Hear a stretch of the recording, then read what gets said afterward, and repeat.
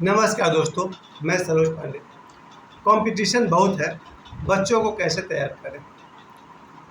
मेरा दौर गया जब 700 वैकेंसी होता था तो 7,000 या 70,000 लोग फॉर्म भरते थे। आज समय कुछ और है। आज अगर 700 वैकेंसी है तो 7 लाख से अधिक एप्लीकेंट हो जाते हैं। 7 लाख एप्लीकेंट्स और 700 वैकेंसी, कैसे टिकेगा आपका बच्चा, कैसे सक्सेस करेगा आपका बच्चा इस लाखों करोड़ों की दौड़ में। बहुत ही चिंता की बात भी है और चिंता की बात नहीं भी है। कैसे आपका बच्चा इस कंपटीशन के युग में अपने आप को इस्टेब्लिश करेगा।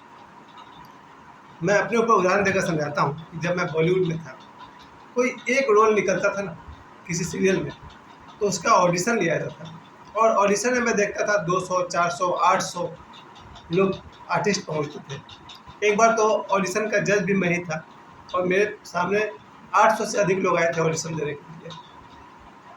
उन सबके पास मेरा नंबर था और ऐसे ऐसे बड़े बड़े आर्टिस्ट मेरे पास आए थे, वो मुझे फ़ोन करते थे। तब मुझे लगा कि एक रोल के लिए 800 आर्टिस्ट आ रहे हैं। बॉलीवुड की बात कर रहा हूँ मैं। इस कंपटीशन में किसी एक का होगा। यही बात आज की दुनिया में है, क्योंकि जो धन है वो सीमित है। करेंसी, नोट सीमित, हालांकि बहुत है। जितनी बड़ी दुनिया है, अगर 800 करोड़ दुनिया में लोग हैं तो संपत्ति तो एक एक आदमी के पास 8,000 करोड़ है। ऐसा नहीं कि धन कम है, धन है बहुत, लेकिन किसी किसी एक अमीर आदमी के पास लाखों करोड़ रुपया हो जाते हैं, तो फिर किसी किसी गरीब का हाथ खाली रहता है। याद रखिए, पैसे जितने हैं वो कम तो नहीं है, लेकिन जितने भी अमीर होते हैं उनके पास हज़ार हज़ार आदमी के बराबर का पैसा एक उन्हीं के पास हो जाता है, तो बाकी सबके हाथ खाली रहते हैं। मान लीजिए कि इस धनबाद पाथरडी में अगर 10 करोड़पति हैं, तो 10 करोड़पति हैं और घर चल जाता है 10,000 में। इसका मतलब कि हज़ारों लोग का पैसा किसी एक ही आदमी के पास आ गया। अब वो एक आदमी पैसे को बैंक में रख दे, अपने बाथरूम के टॉयलेट में रख दे, बिस्तर में रख दे, बाकी जगह पर गरीबी फैली रहेगी। ऐसे में हमारा बच्चा कैसे इस कंपटीशन वाले युग में अपने आप को तैयार करे। मेरी पहली राय जो मैं करता हूँ वो यही है कि सुबह से लेकर रात तक, रात 11:15 बजे तक, जहाँ तक हमसे हो सके, मैं अपने दोनों बच्चों को पढ़ाता हूँ।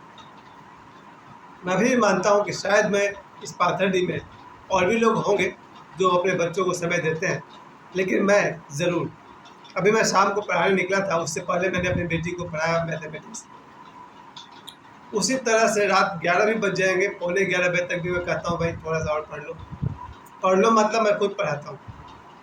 तो मेरी पहली राय आप सबको यही है कि जहाँ तक आपकी सामर्थ्य है, क्लास 5 तक है, 6 तक है, उतना सामर्थ्य का ही आप उपयोग कीजिए और अपने बच्चे के साथ बैठिए 15 मिनट, आधा घंटा, 2 घंटा, या अपने बच्चे पर नज़र रखिए। अपने बच्चे से खुल के बात करिए, उसको पढ़ाई लिखाई में कोई प्रॉब्लम तो नहीं आ रहा।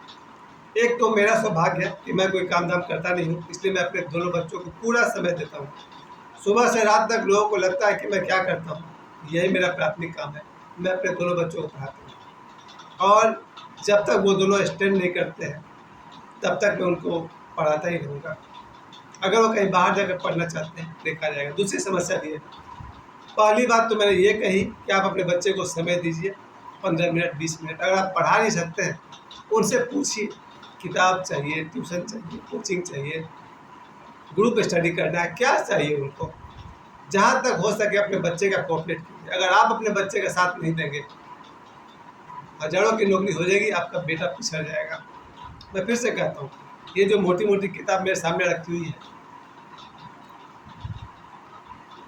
अगर आपके बच्चे को किताब की ज़रूरत है और आप उसे पूरा नहीं कर पाए, तो जहाँ बहुतों की नौकरी हो जाएगी, आपका बच्चा पिछड़ जाएगा। इसलिए किसी भी कीमत पर बच्चे की पढ़ाई में जो खर्च है उसमें कटौती न करें। मुझे एक सीन याद आता है, आवारा बाप एक फिल्म थी महमूद साहब की।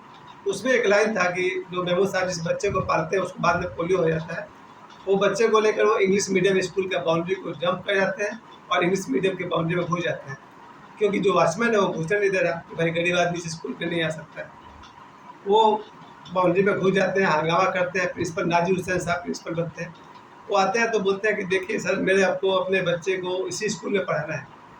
और नाजिर हुसैन साहब देखते हैं लुंगी गंजी पहना है तो गरीब आदमी होगा, तो उसको ऑफिस में बैठाते हैं और कहते हैं देखो भाई, इस स्कूल का फीस थोड़ा महंगा है, महमूद साहब बोलते हैं कि साहब मैं दिन भर रिक्शा चलाता हूँ, अब मैं रात को भी रिक्शा चलाऊँगा, लेकिन मैं अपने बच्चे को इसी स्कूल में पढ़ाऊँगा। इस बात को आप सभी अपने मन में रखिए। अगर आपके बच्चे को पढ़ाने के लिए आपको दिन और रात काम करना पड़ जाए, मेहनत करना पड़ जाए तो करिए, पीछे मत हटिए। क्योंकि भविष्य में आपका बच्चा अगर सेटल नहीं हुआ तो आप अपने आप को भी दोषी मानेंगे। उस कुंवारे बाप में रिक्शा वाला कह रहा है कि मैं दिन में रात में भी रिक्शा चलाऊँगा साहब, लेकिन मैं बच्चों को यहीं पढ़ाऊँगा। यही भावना आपके मन में होना चाहिए कि आपका बच्चा अगर पढ़ना चाहता है, उसे जो भी किताब चाहिए, जो भी कोचिंग की सुविधा चाहिए, ट्यूटोरियल चाहिए, जहाँ तक आपके सामर्थ्य है वहाँ तक उसका साथ दीजिए। और जहाँ तक आपके सामर्थ्य नहीं है, अगर आपको ओवर टाइम करना पड़े, कहीं से लोन लेना पड़े और लोन लेकर चुकाना पड़े, तो मैं तो कहूँगा हो सके तो आगे बढ़िए, हेल्प कीजिए बच्चे का। इस कंपटीशन की दुनिया में कोई नहीं पूछेगा अगर आपका बच्चा पिछड़ गया तो। अपने जीवन के 52 साल में मैं हमेशा कहता हूँ, जब मैं देखता हूँ लोगों को ना परेशान होते हुए, बच्चों को देखता हूँ मंदिरों में 5-5, 10-10, 20-20 बच्चे बैठकर कंपटीशन की तैयारी कर रहे हैं। किताबों का अभाव है उनके पास, पैसे की कमी है, फॉर्म भरने का पैसा नहीं है। इस कंपटीशन के दौर में बच्चों का हेल्प करना है, अगर अपने बच्चे का नंबर 1 उन्हें समय देना है और उनसे बातचीत करनी है, कहाँ प्रॉब्लम हो रहा है उनको, उनका साथ दीजिए। साइकोलॉजिकली तो आप साथ दे सकते हैं, फाइनेंशियली बच्चों का साथ दीजिए। उसके बाद कुएं का मेंढक बच्चों को मत बनाइए। जो लोग कुएं का मेंढक होते हैं उन्होंने समुद्र देखा कहाँ है। अगर आपका बच्चा पाथरडी और धनबाद के बाहर गया ही नहीं है तो कुएं का मेंढक है। मुझे देखिए, मैं मुंबई में रह चुका 10-15 साल तक, कलकत्ता में आने जाने का मौका मिला, 9 से अधिक स्टेट में मुझे घूमने का मौका मिला। मुझे मालूम है कि दुनिया में जब बच्चा बाहर निकलेगा कितना कंपटीशन है, शारीरिक रूप से भी कंपटीशन है। बच्चा अगर बलवान हुआ तो बात कुछ और है, दुबला पतला हुआ तो उसको लोकल ट्रेन में घुसने में तकलीफ होगी, कहीं भी मारपीट हो जाता है। आपका बच्चा को शारीरिक रूप से भी आपके बच्चे को कमज़ोर नहीं होना चाहिए, मानसिक रूप से भी आपके बच्चे को कमज़ोर नहीं होना चाहिए, और एजुकेशन के मामले भी आपके बच्चे को कमज़ोर नहीं होना चाहिए। अपने बच्चे को इस कंपटीशन के दौर में तैयार करने के लिए कहिए कि कुएं का मेंढक न बने, उसे कभी कभी बाहर की दुनिया दिखाइए, खुद बाहर ले जाइए और दिखाइए कैसे लोग एरोप्लेन में 500-1000 लोग सफ़र करते हैं। ये वही लोग हैं, हमारे ही बीच से उठे हुए लोग हैं जो इतने कामयाब हो चुके हैं कि आज वो इस लग्जरी का यूज़ कर पाते हैं। लग्जरियस लाइफ की झलक बच्चों को दिखाइए।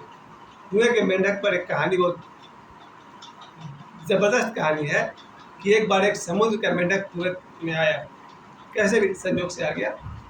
तो उसने बताया कि यार तुम लोग यहीं रहते हो, हम तो समुद्र में रहते हैं। तो कुएं के मेंढक ने पूछा समुद्र मतलब? बोला वो बहुत बड़ा होता है। तो मेंढक ने एक छलांग लगाई कुएं में और बोला इतना बड़ा? मेंढक ने कहा नहीं भाई। फिर उस मेंढक ने और बड़ी छलांग लगाई कुएं के भीतर और पूछा इतना बड़ा होता है क्या समुद्र?